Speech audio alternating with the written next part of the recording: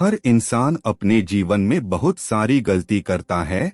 जब भी उसका सीखने का वक्त आता है तो वह एक दायरा बना लेता है और फिर उसी दायरे में रहकर सीखता है और इसीलिए वह कम अक्ल का रह जाता है।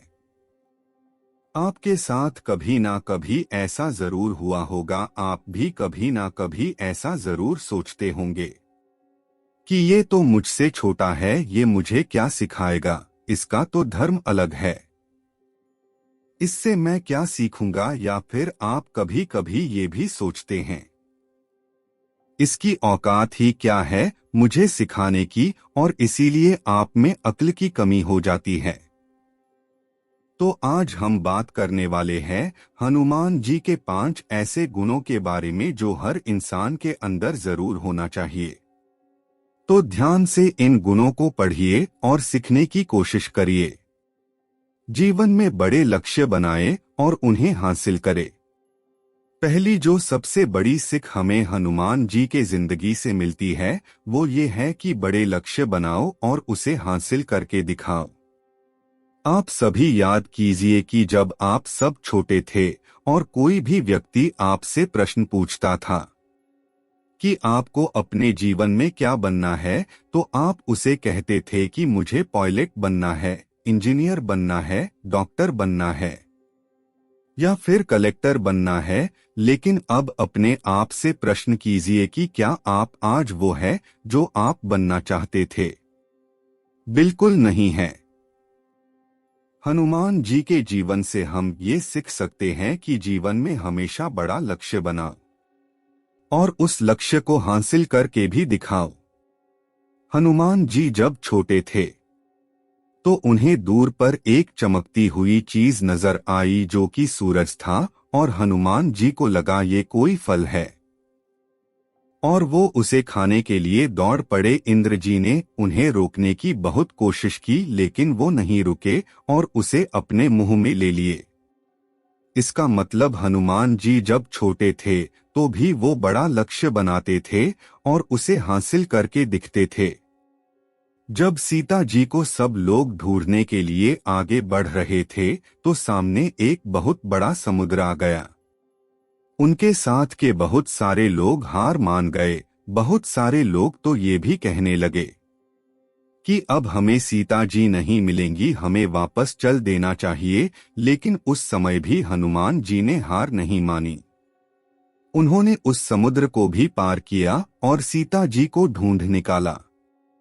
जब लक्ष्मण जी मूर्छित हुए थे तब भी यही हुआ था। वैद्य ने कहा था कि संजीवनी बूटी से ही लक्ष्मण जी ठीक हो सकते हैं, लेकिन साथ ही साथ ये भी कहा था कि संजीवनी बूटी मिल पाना असंभव है क्योंकि वह हिमालय पर है और सिर्फ एक रात में उस जड़ी बूटी को लाना असंभव है। उस वक्त सिर्फ हनुमान जी ही थे जिसने असंभव दिखने वाले काम को संभव करके दिखाया था। जब वह हिमालय पहुंचे तो उन्हें जड़ी बूटी नहीं मिल रही थी और इसलिए उन्होंने पूरा का पूरा हिमालय पर्वत वैद्य के सामने लाकर के रख दिया था। इसलिए सिख को अपने जीवन में उतार लो। हमेशा बड़ा लक्ष्य बनाओ और उस लक्ष्य को हासिल करके दिखाओ। संवाद की कला को बेहतर बनाएं। दूसरी चीज जो हमें हनुमान जी से सीखने को मिलती है वो है संवाद की कला।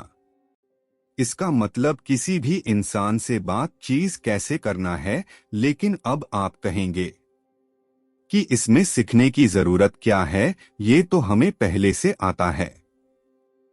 लेकिन सिर्फ बात करने को संवाद करना नहीं कहते। संवाद करने का मतलब होता है कि किस इंसान से हमें कैसे बात करना चाहिए, ये भी पता होना बहुत जरूरी है। जब हनुमान जी पहली बार लंका पहुंचे तो उनकी सबसे पहली मुलाकात विभीषण जी से हुई थी। विभीषण राक्षस जाति के थे, लेकिन उसके बाद भी हनुमान जी ने उनसे सहजता से बात की क्योंकि उन्हें पता था कि विभीषण राम भक्त है और वो बहुत ही अच्छे इंसान है। बाद में जब हनुमान जी सीता जी के पास पहुंचे जो उन्होंने बताया कि श्री राम जी ने उन्हें ढूंढने के लिए भेजा है, लेकिन सीता जी ने उनकी बात पर विश्वास नहीं किया, उन पर शक किया, उन्हें बुरा भला कहा और कहा कि ये राक्षसों की कोई चाल है। और इस बात से भी हनुमान जी को गुस्सा नहीं आया, परेशान नहीं हुए। उन्होंने बहुत ही विनम्रता के साथ सीता जी से बात की, उन्हें अपना परिचय दिया और जो शक सीता जी को था उस शक को दूर करने के लिए श्री राम के द्वारा दी गई अंगूठी को सीता जी को दिया।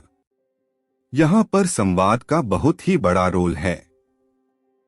लेकिन जब हनुमान जी रावण से मिलने पहुंचे तो वहां पर कुछ और ही संवाद था। वहां पर हनुमान जी ने उन्हें अपने शक्तियों का परिचय दिया।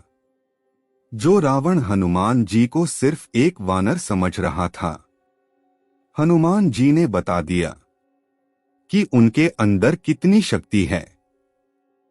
इसलिए आपको भी अपने जीवन में पता होना चाहिए कि आपको कब, कैसे और किस प्रकार से बात करना है। निरहंकारी बने।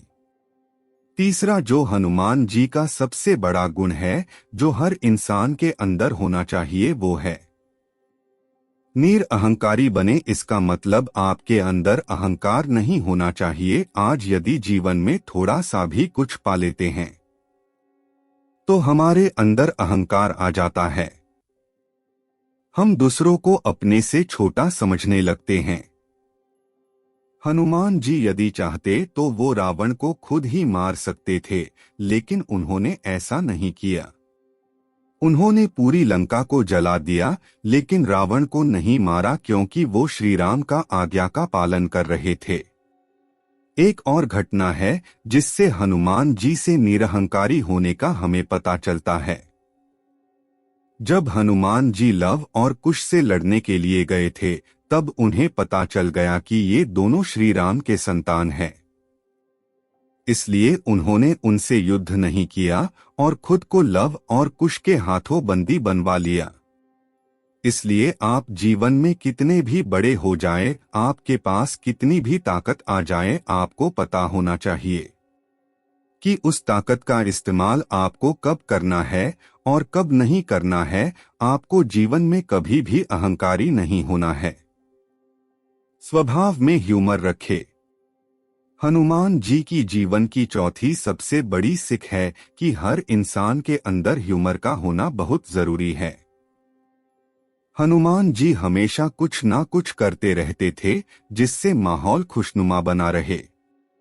लेकिन आप सोच कर देखिए, आपके आसपास में जो लोग रहते हैं वो हमेशा कोशिश करते हैं कि माहौल को कैसे खराब किया जा सके, और वो पूरी कोशिश भी करते हैं। लेकिन दुनिया के जितने भी महान लोग होते हैं उनके अंदर ये गुण अवश्य होता है। लक्ष्य मिलने तक विश्राम ना करे। हनुमान जी की पांचवी सबसे बड़ी सीख है कि आपको जब तक लक्ष्य ना मिल जाए तब तक आप विश्राम ना करें। हनुमान जी जब समुद्र को पार करने के लिए आगे बढ़ रहे थे तो मैनाक पर्वत ने उनसे निवेदन किया कि आप थोड़ी देर यहाँ पर आराम कर ले। लेकिन हनुमान जी ने मना कर दिया और कहा कि जब तक मैं अपने लक्ष्य को प्राप्त नहीं कर लेता तब तक मैं आराम नहीं करूंगा। हमें भी अपने जीवन में इस सीख को जरूर सीखना चाहिए कि जब तक हमारा लक्ष्य प्राप्त ना हो जाए तब तक हमारे अंदर आलस्य और आराम की भावना नहीं आना चाहिए। एक बार फिर से इन गुणों को ध्यान से देखें और उन्हें अपने जीवन में अपनाएं। एक, हमेशा बड़ा लक्ष्य बनाएं और हासिल करें। 2, संवाद की कला को बेहतर बनाएं। 3, निरहंकारी बने। 4, स्वभाव में ह्यूमर रखें। 5, लक्ष्य मिलने तक विश्राम ना करें।